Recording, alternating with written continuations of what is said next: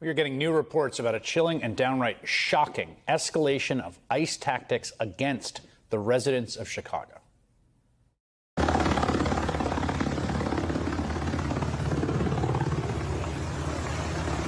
the middle of the night, hundreds of armed federal agents and police, backed up by riot trucks, smoke grenades, and helicopters, breached fences and busted doors in an immigration raid on an entire apartment building on the city's south side. They pulled dozens of residents from their homes and zip ties, including children, some of them without any clothes. They then held some outside for hours and dragged the others into rented vans. It was scary because I've never had a gun put in my face. Neighbors like Ebony Watson says they ducked for cover as they heard several flashbangs go off. They was terrified. The kids was crying. People was screaming. They looked very distraught. I was out there crying when I seen the little girl come around the corner. Because they was bringing the kids out too. Had them zip tied to each other. One of them literally laughed. He was standing right here. He said, them kids. They zip tied the kids together. ICE put out a statement saying they were pursuing Trinidad gang members. But U.S. citizens living in the building say they were detained too. The cops told them that if they had any unrelated warrants, they wouldn't be going back home. 37 people were ultimately arrested after agents separated children from their parents on the street. And if you're looking at this and asking yourself, how is this legal? That is the right question to ask.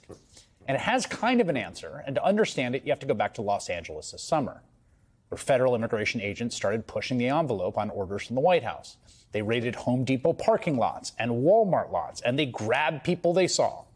Near one Home Depot, masked agents with batons grabbed Narcisco Barranco, who has lived in the U.S. for more than 30 years and has 3 sons serving in the Marine Corps. Agents beat Barranco on the ground, dislocating his shoulder before detaining him. In Van Nuys, agents raided a car wash, remembering this, sending patrons and workers scrambling before the 79-year-old owner, who is a U.S. citizen named Rafi, tried to ask them what they were doing. That is when Rafi was taken down by agents and eventually handcuffed. Rafi says he was injured in the process. And they sit on me. This is my elbow about a week ago. And this is my arm. Rafi says he and 5 others at his car wash were taken to a federal detention center downtown. We're still working to learn more about why they were detained. And that man is not alone. Look how you got my hand. You're twisting that. I'm American, bro. Yo, these guys are literally based off of skin color. He's LA, bro. I can fucking show you. I got a real ID with. My homie was born here just because of the way he looks. Agents kept stopping people they suspected of being undocumented immigrants for no reason other than they weren't obviously white.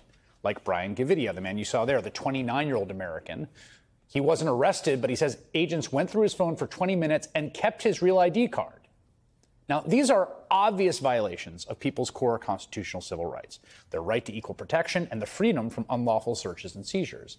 And victims filed a class action lawsuit. And after an entire bench trial, a federal judge sided with those victims and ended the ICE sweeps. And in her ruling, she wrote, "It is illegal to conduct roving patrols which identify people based upon race alone, aggressively question them, and then detain them without a warrant, without their consent, and without reasonable suspicion that they are with status." Yes, it is. Yes, it is. An appeals court upheld her injunction against ICE. You have to stop doing this.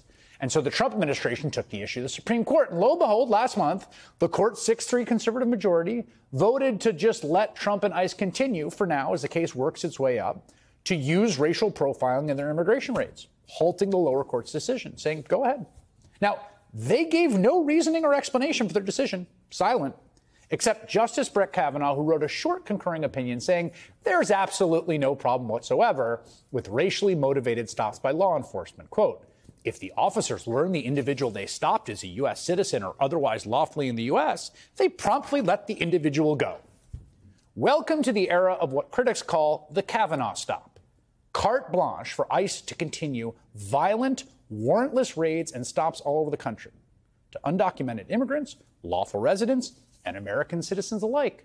Like Leonardo Garcia Venegas. You see him there, being cuffed roughly by ICE agents on a construction site where he was working. Vargas showed the agents his real ID as proof of citizenship, and they told him he was lying.